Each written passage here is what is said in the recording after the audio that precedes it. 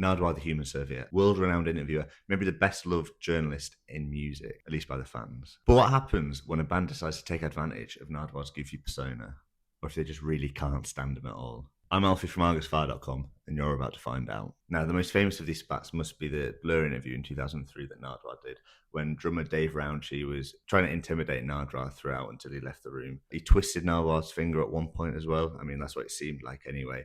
And he was just generally sort of up in his face. All the while, Alex James and Damon Albarn just laughing along. Now, Rowntree has apologised since, and Nardwuar did accept his apology, so that's a nice little end to it all. But even worse, Sonic Youth. When they were interviewed in 1991, this is the first of 2 interviews, they acted like total bellends. They stole Nardwuar's gifts. One of them broke a vinyl record that he was trying to give them, all the while trying to act cool like moody teenagers, even though most of them were in their 30s. And they didn't even apologise when Nardwuar interviewed them again 11 years later, even though their first interview got brought up. No one else got quite as aggro as that. Nas got grumpy when when he was told he couldn't take his presents home with him, and Travis Barker got annoyed and sort of started swearing at Nardwuar, because apparently Nardwuar was holding the mic too close to his face, which is, seems completely reasonable, doesn't it? On radio, Beck hung up on Nardwuar after being asked multiple questions about the Prime Minister of Canada, and Alice Cooper hung up on Nardwuar after being asked a question about golf. Both interviews were a bit...